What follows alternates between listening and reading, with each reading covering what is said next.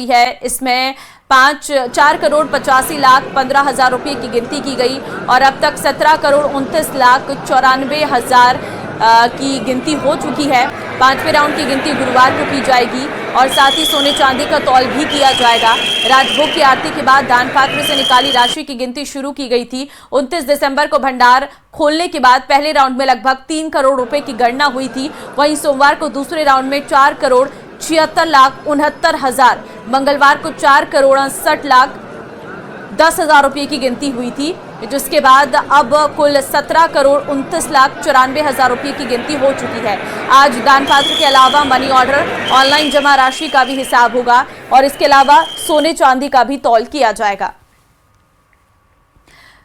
बूंदी जिले के बरड़ इलाके की एरू नदी लंबे संघर्ष के बाद ही फिर से अपने पुरानी स्वरूप में लौटने लगी है। हाईकोर्ट के आदेश के बाद ही जिला प्रशासन ने नदी से मलबा हटाने और उसके पुनर्निर्माण का काम शुरू किया। दरअसल खनन माफिया ने एक बहती नदी में खनन कर उसका रास्ता ही रोक दिया था।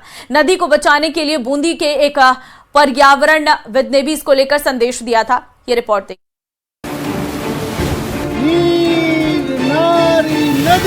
नारायण नारायण नारायण। भीलवाड़ा जिले से निकलने वाली ये है एरू नदी, जो लंबे अरसे के बाद एक बार फिर अपने पुराने स्वरूप में लौटने लगी है। पर्यावरण प्रेमी और जिला कलेक्टर अक्षय गोदारा के अथक प्रयास की बदौलत संभव ये हो पाया है।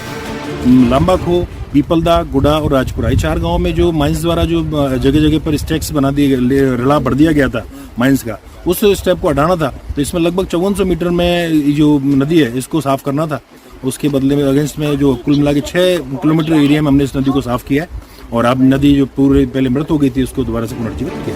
खनन माफिया ने एक तरफ नदी में खनन कर उसका रास्ता तक रोक दिया। इतना ही नहीं, बड़े बड़े पत्थरों को नदी में फेंकना शुरू कर दिया। नदी में अवैध खनन और रास्ता रोके जाने के खिलाफ साल 2018 में हाईकोर्ट में याचिका दायर की गई। करीब 4 साल चली सुनवाई के बाद कोर्ट ने जिला प्रशासन को नदी के पुराने स्वरूप में विकसित करने का आदेश दिया। हाई कोर्ट की डबल बेंच में रिट याचिका दायर की और 6 महीने पहले इसका निर्णय आया और कलेक्टर साहब ने का बहुत सहयोग रहा इसमें। और इसी के साथ इस बुलेटिन में फिलहाल के लिए बस इतना ही। बाकी अन्य खबरों के लिए बने रहिए हमारे साथ। नमस्कार।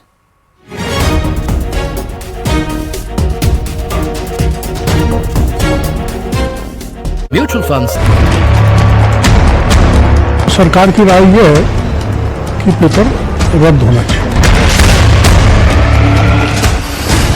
क्या रद्द हो जाएगी एसआई भर्ती परीक्षा 2021? हाईकोर्ट में गुरुवार को सरकार दाखिल करेगी जवाब।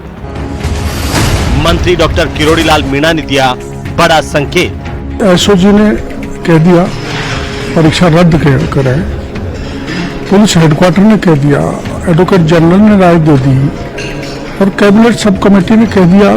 तो सरकार की, इसका मतलब सरकार की राय यह है कि पेपर रद्द होना चाहिए। एसआई भर्ती परीक्षा रद्द होगी या नहीं, ये गुरुवार को राज्य सरकार के जवाब दाखिल करने के बाद साफ होगा। लेकिन उससे पहले मंत्री डॉक्टर किरोड़ी लाल मीणा ने साफ संकेत दिए हैं कि जो राय एसओजी, पुलिस मुख्यालय, एजी और कैबिनेट सब कमेटी ने दी है वही सरकार की राय होगी। आपको बता दें कि इस मामले में एसआईटी, एजी और कैबिनेट सब कमेटी एसआई भर्ती को रद्द करने की सिफारिश कर चुके हैं। डॉक्टर किरोड़ी लाल मीणा से जब पूछा गया कि हाईकोर्ट ने जवाब पेश करने के लिए 2 सप्ताह का समय दिया था, लेकिन 6 हफ्ते बीतने के बाद भी सरकार ने जवाब पेश नहीं किया। इस पर डॉक्टर किरोड़ी लाल ने कहा कि सरकार की बहुत व्यस्तता थी। बड़ी व्यस्तताएं थी सरकार की। राजस्थान था, प्रधानमंत्री जी 2 बार आए, उनकी उससे पहले चुनाव थे 7, तो व्यस्तता के कारण शायद ये नहीं हो पाया होगा। दरअसल इससे पहले सोमवार को सुनवाई के दौरान हाईकोर्ट ने सरकार को 2 दिन के अंदर स्पष्ट जवाब दाखिल करने के निर्देश दिए थे। कोर्ट ने सरकार को साफ शब्दों में कहा था कि अगर राज्य सरकार की तरफ से 2 दिन के अंदर जवाब नहीं आता है तो एसआईटी, एजी और कैबिनेट सब कमेटी की सिफारिश को ही सरकार का जवाब मान लिया जाएगा। राजस्थान का मंतव्य जब न्यायालय में जवाब पेश होगा, माननीय राजस्थान उच्च न्यायालय में, तब आपको पता लग जाएगा। जहाँ तक कोई विषय जब न्यायालय में सब जुडिस होता है तो उसमें न्यायालय से बाहर कोई टीका टिप्पणी करना ठीक नहीं है। मुझे लगता है माननीय उच्च न्यायालय में विचाराधीन है, मैं कुछ कह नहीं पाऊंगा। हाईकोर्ट ने पिछली सुनवाई में राज्य सरकार से एसआईटी की रिपोर्ट, एजी की विधिक राय और कैबिनेट सब कमेटी की रिपोर्ट भी पेश करने को कहा था। इसके साथ ही ट्रेनी एसआई को फील्ड ट्रेनिंग पर भेजने के मामले में भी नाराजगी जाहिर की थी।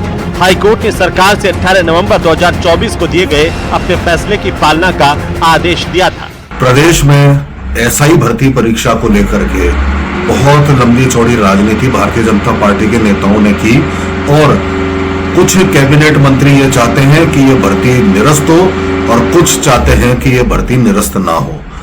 शायद अब ये वर्चस्व की लड़ाई का पटाक्षेप होने का समय आ गया है और ऐसा प्रतीत होता है कि जब राजस्थान सरकार हाईकोर्ट के समक्ष अपना जवाब प्रस्तुत करेगी तो एसआई भर्ती परीक्षा के समस्त तथ्य और सही जानकारी जनता को प्राप्त हो सकेगी, सरकार की मंशा की जानकारी प्राप्त हो सकेगी।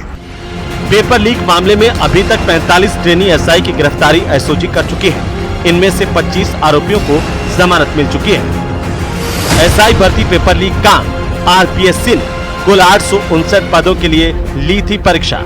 भर्ती परीक्षा 13, 14 और 15 सितंबर 2021 को हुई थी। पेपर लीक हसनपुरा में शांति नगर के एक सेंटर से हुआ था। स्कूल के प्रिंसिपल, सेंटर के अधीक्षक की मुख्य भूमिका थी। भजनलाल सरकार ने जांच के लिए एसआईटी बनाई। मार्च 2024 से लीक कांड में गिरफ्तारी शुरू हुई। धांधली के बाद परीक्षा को रद्द करने की मांग उठी। बहरहाल गुरुवार को कोर्ट में होने वाली सुनवाई में एसआई भर्ती परीक्षा का भविष्य तय हो जाएगा, लेकिन निगाहें राज्य सरकार के जवाब पर होगी। Bureau report, news 18 Rajasthan.